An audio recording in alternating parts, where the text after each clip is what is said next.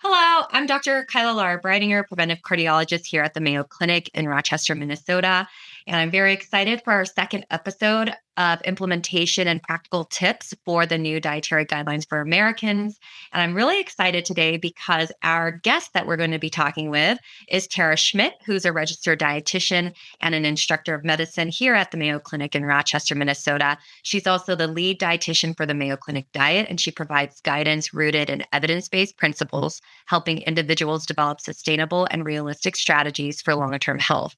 She also hosts our Mayo Clinic on Nutrition, a podcast that dives into current nutrition research and practical weight management tips. And she lends her expertise as a medical editor of the Nutrition and Fitness channel for Mayo Clinic Press.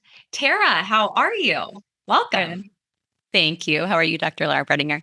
I'm doing well. And so, this is our second episode. And I think this episode is going to probably be one of the most important ones because we're here to kind of discuss how we can actually help people out there listening implement these new dietary guidelines.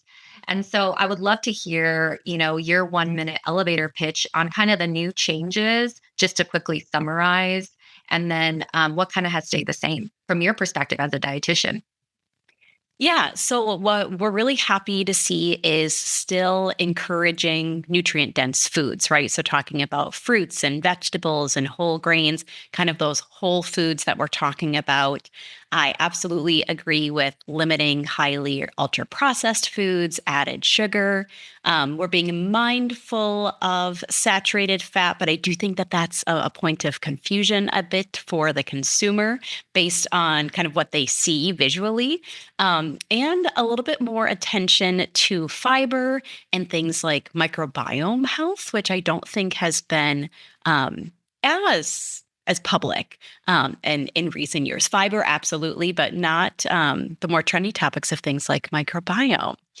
Some of what dietitians, or for example, the Academy of Nutrition and Dietetics, has some maybe concern with, or that we'd like to see more evidence, or that we're worried that our patients and consumers might be confused about, would be things like the saturated fat, more so being able to implement the recommendation of limiting saturated fat while there seems to be an emphasis on higher fat foods, especially foods higher in saturated fat.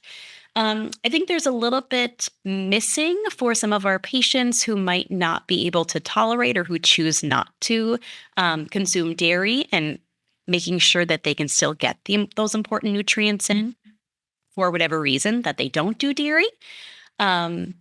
And I felt that there may have been a little bit confusion on how to maintain a really nutritious plant-based diet, which I think can be absolutely hugely beneficial, can be healthful, but it might have seemed to be discouraged, maybe. And maybe I need to read more, but that was kind of just my overview of it. Do you agree with that? Yeah. And I mean, it is really difficult, right? Because the headlines for the new dietary guidelines seemed to emphasize just whole food is better, even if there's a lot more saturated fat than a lower saturated fat diet. And, we have to move with trepidation because we know of the association with saturated fat and LDL cholesterol. And so, despite the headlines saying, red meat, full fat dairy, all of these things, whole food, and we're removing ultra processed foods, which is great on the ultra processed foods. When you read the details, it says, well, still limit your saturated fat to 10% of your total calories. And so I totally agree with you. Depending on the consumer, will they just look at the headlines and say, great, I'm going to go out and go grocery shopping without looking that, well, this still needs to be only 10% of what I actually eat in the entire day.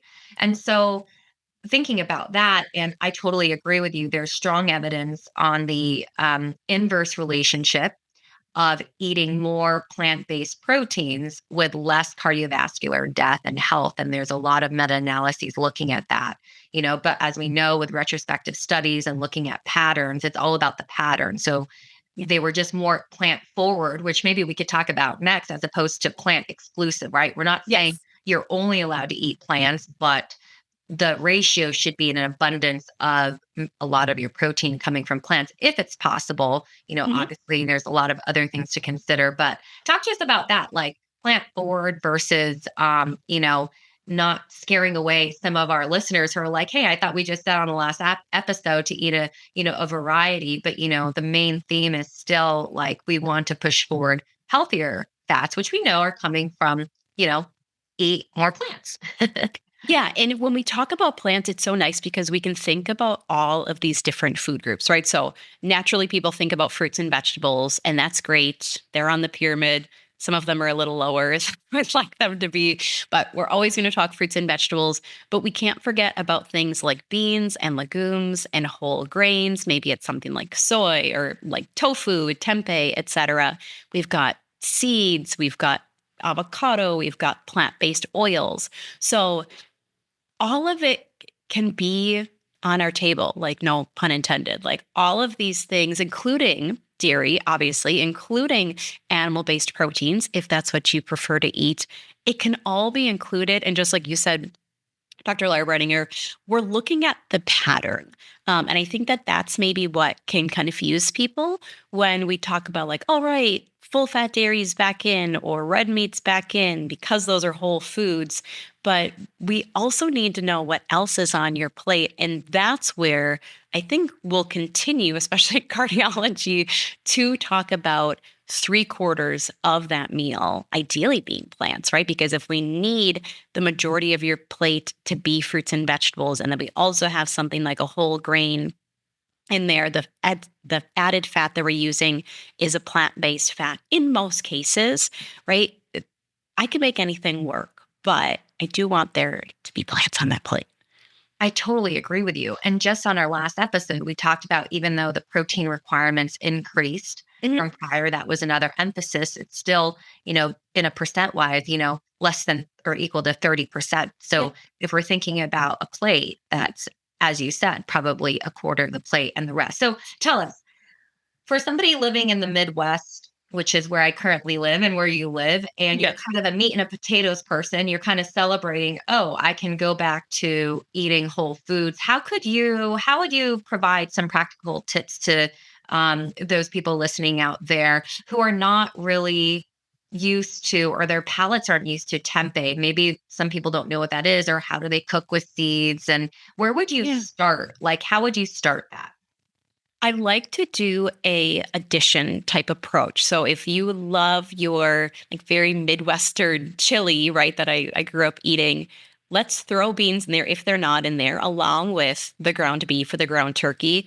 And let's even double the amount of beans. It's not going to hurt anything. It's chili, right? Like we're not baking a cake.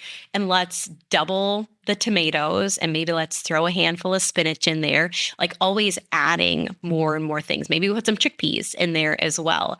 I use the example my kids, and not because I'm a perfect dietitian or perfect parent, but they've only had black bean quesadillas because I absolutely love the recipe that I have for these like kind of like spicy, you use a little bit of even like Bloody Mary mix in them, quesadillas. And so that's what they know as quesadillas. And so you can think about, okay, if you're used to chicken quesadillas, let's do chicken and white bean. And if you're used to beef quesadillas, let's add some black beans in there. What about tacos? If you're used to beef tacos, let's do shrimp tacos or let's do fish tacos. So, more about utilizing the foods that your family likes. You have to eat them, right? Like we can talk to you about eating the best diet all day long, but like at the end of the day, you have to eat it. And it's important for me that you enjoy it, like not just that you ate the healthy foods your dietitian and your cardiologist told you to eat. So, using some of your comfort foods, your favorite foods, but adding in some of those plant based proteins, adding in more vegetables, sometimes substituting. Maybe you do 50-50, right? Maybe you do half tempeh, half ground beef. Maybe you half beans and half turkey, whatever it may be. There's a recipe out there that we can help introduce those foods to where you're comfortable and ideally you still enjoy the taste. I love all of that. It's kind of meeting in the middle rather than Mhm. expecting people who've lived their whole lives eating in a certain way just magically transform overnight, which is, let's be honest, that's not real. And how are we actually going to relate to our patients? And so, You talked about beans, which I agree with. There's a ton of fiber. It's healthy for the gut microbiome, and there's plenty of very healthy proteins in there. Now, can you tell me more about, like, do the people need to go out there and buy beans from a bag and then let them soak overnight? I mean, it could be a tedious process. Is that healthier than getting them from a can? And can we trust canned beans to be just as healthy? Is that okay to use when, most of us don't have that much time to let our Yeah. beans soak overnight, and remember to do that so that it's ready for cooking the next day? I gotta like remember to pull the shrimp out of the freezer, right? Otherwise, like, gosh darn it, we were gonna have shrimp for dinner. So yeah, I don't soak beans. Could I? Sure, I could. I could make the time for that, but I don't because I've clearly prioritized other things in my life. So that is true of when we talk about fresh versus frozen versus canned. Yeah, there's going to be a hierarchy in some cases. I know Dr. Kopetsky loves to talk about how sometimes frozen fruits and vegetables actually have more nutritional value than fresh, depending on where they came from and how long they had to sit in transport. So, frozen, I have no worries about and sometimes even promote, especially when we know that cost can be a barrier, right? Like mangoes in Minnesota in February are going to be expensive, and those are slippery little Yeah. buggers. We do frozen mangoes in my home. They're already chopped. We throw them in the smoothie. I let them de-thaw before we put them on the oatmeal. There are options. When it comes to things like beans, too, I use canned beans. And if people want to judge me for that, that's okay. But we have so many more options, I think, than we used to that you can find no salt added beans. So you grab them. And if your only option, wherever you're getting your beans from, is the added salt kind, that's okay too. Rinse them off. At the end of the day, I got you to eat beans. And there are absolutely other foods out there, restaurant meals, fast food, ultra processed foods that have a lot more salt than your canned beans that you rinsed off. It's going to be okay. At the end of the day, I got you that bean serving in, and that's what I'm going to celebrate. Yes, and let's celebrate that because it's even incremental, right? So the more plant proteins you substitute for higher saturated fat proteins, it has an incremental value to your overall health in terms of a lot of the meta analyses we're looking at. And now I'm going to shift to, like, which is worse, right? Because now with full fat dairy kind of on the table that they're pushing, right? And it makes sense in many aspects, right? So I would like your opinion. I'm at the grocery and, I'm trying to get fit with my family. We want to get healthy proteins in. Do I get the, Chobani or the Oikos protein shake that has 23 grams of protein and it's like peach or strawberry and cream flavored? Okay, that is lower in saturated fat. Or do I get the whole fat plain Faye yogurt? Mhm. Okay, or the Chobani not have any sugar in it and then add fruit in it. And then also, which one is healthier for you, but which one is more convenient for me? And I was going to say, I also need to know what you like, right? Or what your kids like, or what your spouse or partner likes.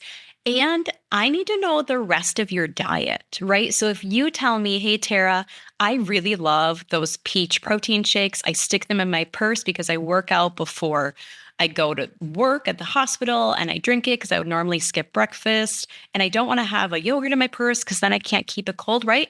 Then we're going to do the shake, but I'm also going to be asking you about the other sources of added sugars in your diet. And we might need to adapt your latte that you have, right, at 4 o'clock. And if you want to really be mindful of added sugar, then we're doing the yogurt. And we're going to talk about you packing a little lunch bag with a little cooler pack in it. So, again, I can make anything work. It's usually not comparing apples to apples because those are not the only two foods you have in your diet. And Mhm. those are not the only two sources of protein in your diet. Do you need that shake? I don't know. Let's talk about your total protein intake. Let's add it up. Let's talk about where you're getting other whole fruits in, right? So if yogurt and berries in the morning is one of your key main sources of a whole fruit or vegetable, then I really want you to do it. So again, not that I'm magical, but I can make anything work, but I need to hear more about the pattern of your diet to be able to answer a question like that. Yeah. So what you're saying is it's a lot more complicated, Yeah. right? So how would you convince me to at night to pack my bag, so it's ready in the morning. So it's just as easy as taking a protein shake that's already made and putting it in my purse, let's say. Because I think that's the struggle for many people, right? How do you change that habit of preparing in the evening? How would you tell me that? Yeah. Well, and honestly, what we do, you kind of just answered it, is we go through the why. So I say, like, all right, Kyla, why didn't you eat breakfast? And you say, it's because I have a lot of kids and I have a job and I don't have time to do it. I'm like, all right, why not? You're like, well, because we don't wake up in time and I'm trying to get everyone out the door and shoes tied, etc. All right. Or why didn't you bring this the night before? Well, I didn't have it in my fridge. So when I hear more about your barriers to doing that, be it time, convenience, I don't have a cute lunch bag that I want to bring to work. Like, all right, let's go get you a Kate Spade lunch bag. Let's get you a little unicorn cooler pack like my daughter has. Let's get it completely ready in the fridge. Maybe you're going to do it while everyone else is brushing their teeth. Like, all right, everyone. And you associate it or you habit stack it, right? So we make this part of your routine. And that's with any new habit, right? It's not going to be perfect. You're going to miss a few days. But if I can get yogurt in your fridge, if I can get you a cute little glass Tupperware with your blueberries in it and you make it for yourself and for your kid snack, and we get you the lunch bag and we get you the cooler pack, and you have a post-it note on the door that says, like, don't forget your yogurt, that's a new habit. But it's going to take time. And sometimes it takes planning, of course, and it sometimes takes some resources. Yeah, well, those are all super helpful. And so, I just had a patient the other day that told me they eat ancient grains, and that was what was marketed on the front cover. And so I pulled up this ancient grains, very popular, organic, all of these things, Uh-huh. and it had a lot of carbohydrates in it. So switching gears to, this is the first time where we're saying no, avoid all ultra processed foods, no sugar, all of these things, especially in kids up until 10. That's going to be difficult because 70% of what's offered to Americans are ultra processed foods. And so Mhm. I would love your advice on, these patients are thinking they're eating healthy and it's mismarketing, right? There's high protein, ancient, organic, gluten free. How do we help them navigate the grocery system, especially when you're seeing things like, hey, the new dietary guidelines said high protein, less ultra processed foods, and the front of this granola that I'm going to eat literally every day that's carb forward and not a lot of whatever, High sugar, high calorie sugar. dense. You're only supposed How to have a fourth of a cup. Exactly. And it's a fourth of a cup, which no one's going to, well, maybe some people eat fourth of a cup. Most people are going Looks to eat. really sad in your cereal bowl if you're in America. Exactly. You're going to need to use like a little saucer for it to look full. So, how do we help people out there understand that actually you got to look at the ingredients label and what is it? What are you looking for? Yeah. And I also want people to recognize that they can prioritize various things. So again, I'm not going to make my own bread. I do and I love it, but it's white bread and then I eat a lot of it cuz it's like warm and it makes my home smell good. So I can't have that every day. But I can absolutely do quick oats that are just plain quick oats or steel cut, whatever, versus instant oatmeal with like dinosaur eggs and a ton of added sugar. When we talk through again your dieting pattern, just being the foods that you eat, I want to hear about where you can do those whole unprocessed foods versus like, yeah, we're just going to buy the whole grain bread from your local grocery store. And is it processed? Well, yeah, almost every food is processed in some ways. And you know this, there's kind of this categorization of how close is it to its natural food source or how many ingredients does it have. That can be a myth too, because we have cereals out there that have added vitamins and minerals because we know that pregnant people and kids eat them. So again, it's not black and white of like processed equals bad, unprocessed equals good. I like to go through some of the processed or ultra processed foods in people's eating patterns and say, okay, can this one be altered? It sounds like you eat a bag of mini muffins for breakfast. Let's talk about less processed, less added sugar, less added salt foods that you can eat for breakfast. It sounds like you have a deli meat sandwich for lunch. Let's talk about you making a chicken or a turkey breast on the weekends and then cutting that up for your sandwiches. Does that sound reasonable? It sounds like vegetables are too time consuming for you. Let's get you the steamer bags that you chuck in the microwave. So Yep. I always walk through someone's patterns with them and say, this is a swap, or this is an upgrade, or this is one, yeah, we'll just keep it as is. I get it. It's convenient. We're not all making our bread and grinding our oats in the kitchen. Like the trad wife, you I know. know. Well, Like she literally, I was like, oh, good for you. I have a job. I know. I wish that could be my job sometimes. It Yeah. looks so glamorous and lovely to just make everything from scratch, but most of Someday, Kyla, you and I will have our one own. day we'll have our little olive grove in the middle of Tuscany and make everything Oh, from. I'm there. Okay, so some more rapid fire things that people think about all the time, right? So people are more not obsessed, but they're prioritizing protein, right? Especially with the explosions of these weight loss interventions, GLP-1 receptor agonists. And so for someone who goes and has a protein bar, right? And it's not four ingredients, it's actually probably ultra processed. What can they take in replacement that's just as fast to get them through the day to get enough protein? Let's say 20 to 30 grams as a snack, like throughout. Mhm. Yeah, and protein's a hard one because when we think about a lot of like protein dense foods in smaller quantities, it tends to be animal based and then it needs to have some kind of refrigeration, right? So Greek Mhm. yogurt, and you can always throw a scoop of protein powder into your Greek yogurt. Oh, That's good great. idea. It's, oh yeah, even like if you get plain Greek yogurt and then you get a vanilla or a chocolate protein Mm. powder and then you add some berries on top, we have options there. It could be a string cheese or one of those little cute little circle-y cheeses. It it could be a smoothie that you made yourself, and whether you're making it with milk or soy milk or yogurt, and then if you want to add a powder to it, you can if you want to. You can talk about things like beans, or you can talk about a hard-boiled egg. We've got options, and again, thinking about can this be a whole food? Is it easier for this to be an ultra processed food? Okay, but then if I am going to choose option B for this, let's adapt my choices later in the day. Yeah. And what about nuts? Do you Yeah. prioritize any nut?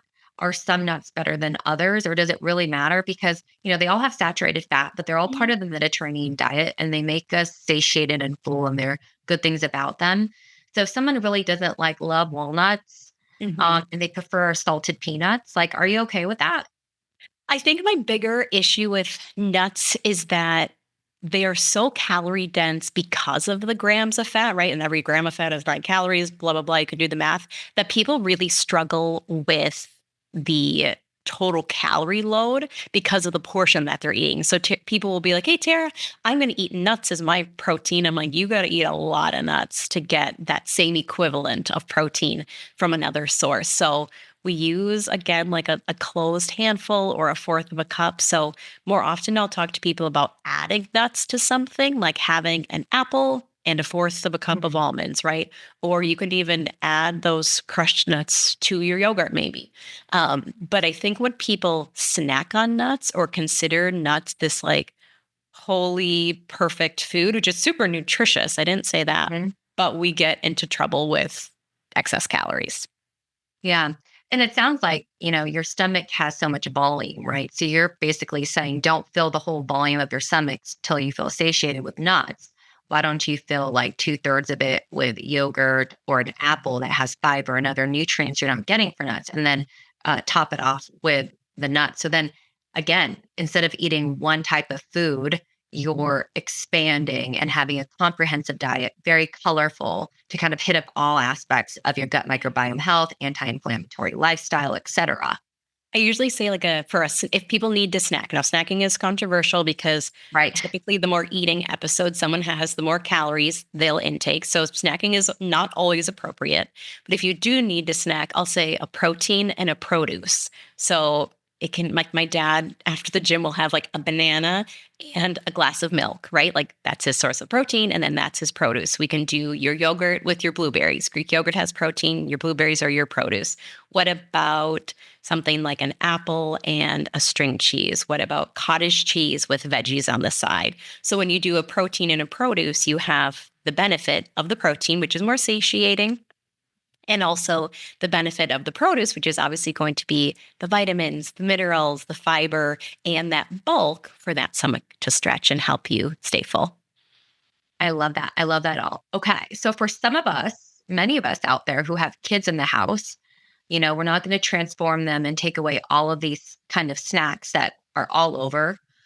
So how do we avoid when the snacks are there, eating them ourselves? Number one, finishing some of the snacks they're leaving behind because some of us grew up, don't waste anything Yes. and finish your plate type of, habits that we formed. How do we do that with toddlers? Toddlers are picky, right? We could pretend that we're going to transform our household and say everyone's going to eat the same, and you could kill yourself doing that, Yeah. depending on the stage of life your child is in. So as we're, as the adults in the house trying to make these changes, but our kids' food is there, right? Because a lot of tactics are like, don't buy these foods and have them in your Yeah. fridge or have access because you'll eat them. But then, what do we do with our kids? Do we we can't we love our kids. We're going to keep our kids. So give us some Sometimes. strategies, right? Give us some strategies on kind of those scenarios. Yeah. So the first thing, and you mentioned this, is that you are in control of what comes into the home, right? So you're the one who's doing the grocery shopping. And sometimes with that adjustment of, I'm still going to buy the goldfish or the muffins or whatever my kids like because they're convenient and they taste good and they love them. They're a special treat. You also get to buy and expose your kids to foods that are whole. So trying a new fun fruit, right? Or kids go through these phases. My daughter was obsessed with kiwis and we were spending a ton of money on kiwis. I'm like, okay, we can't do kiwis this many every week because these are $8 for two of them right now. But you get to expose them to different fruits. You get to have them participate in the kitchen or wash them or chop them if it's safe. So remembering to get your kids to participate, especially when you're doing the things with the whole food, because then they have that sense of pride. They're really excited. My son tried a new fruit the other day at someone else's house. He's like, oh, that was so delicious. Can we buy that? And it was a rare fruit, and I don't know where we're going to get it, but we'll find it because he was so excited about it. And you could put some guidelines around, okay, this is your special snack. This is how much of your special snack we're going to have. And the rest of your snack is going to be this, or our family is going to split this amount. And when it's gone, it's gone. That's a snack that we have after swim lessons, but that's only a snack we have after swim lessons. It's this really hard balance of I obviously want to expose my kids to a wide variety of foods, including ultra processed foods, because if we overly restrict them, we actually risk them going kind of in the opposite direction, especially when they're older and have more control, or if they're at a friend's house or a birthday party. So it's finding that balance. And sometimes we'll say you have control of what foods are served and how often they're served. But sometimes your kids have control over how much is eaten. But again, what do you have control over? Yeah, I love that. I love all those tips. I'm going to use some of those when I go home later today. Now, we could talk about this for hours. And so we don't want to have too long of a podcast because we know people have their busy days. So a couple ending rapid fire things. What's one grocery item everyone should buy this week? Their favorite fruit or vegetable that will actually get eaten and not thrown away and not forgotten about in the crisper drawer. Okay, what is the most overrated health food? I would say those ultra processed. I've seen protein cookies, protein chips, protein bars. I'm like, do you know there's other foods with protein in them, right? We don't have to have protein cookies, you guys. What's one DGA dietary guideline for Americans myth to let go of? Can I say that saturated fat's unlimited? Yeah, I think so. I Okay. think that's I fair. think it makes it, they didn't say it was unlimited. They said limit to 10%. Mm-hmm. And they also are depicting a lot of high saturated fat foods. So that's what I think is going to cause confusion because I'm not sure everyone knows that it says 10% in there. They're just looking at the picture. Absolutely. Absolutely. And then for a 1 week challenge, if someone wanted to just do one thing in the next week, what would that be? I like to challenge people with plans. So, can you have a meatless Monday? Or if that is too scary for you, try a new recipe. I love a challenge of trying a new recipe. That's sometimes my favorite recipes that I've found. Ask a friend, hey, what's your favorite soup recipe? Hey, Kyla, I know you eat tofu. What's your favorite tofu recipe? We've never had shrimp tacos before. No, Google best shrimp taco recipe in the world. So try new recipes, maybe less intimidating for people. Yeah, and I love that because it kind of brings people together. Just me and one of my close friends, we're starting to swap recipes Yep. to find ones that have been tried and true to our younger kids to see if they like it. So I love that. And then the trying the recipes things. Do you have any recommendations, or is it really with Google, with ChatGPT, with all these resources, you could find anything you want based on whatever palate and cultural sensitivity, right? Yeah, exactly. That's the crazy thing about the internet, and especially with AI now, is you can even say, I have these 3, 4, 6 foods in my pantry and in my fridge. Find me a recipe that utilizes them. It's amazing. Transformational. That's Yeah. amazing. I feel like that is something many people don't know, that it can create a recipe for you. So, well, I could keep talking, but we probably should stop, Tara, and continue this on or off the record later on today. But thank you so much for joining us. As always, it's always a pleasure to have you because you have the best tips and tricks, practical, evidence based, and you know your stuff. And so, thanks again for joining us for the second episode. Thanks for having me. It's always a pleasure to hang out with you.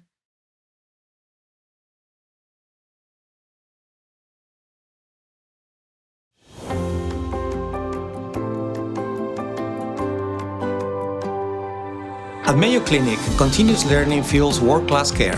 I am Dr. Francisco Lopez Jimenez, Chair of the Division of Preventive Cardiology. If today's episode gave you a fresh insight, imagine what a full course can do for your patients. Please check out the link cveducation.mayo.edu and explore our live and online programs, quick on-demand modules, and CME-accredited masterclasses created and taught by the very voices you trust here. Join thousands of clinicians who have already turned curiosity into expertise. Level up your practice now at cveducation.mayo.edu.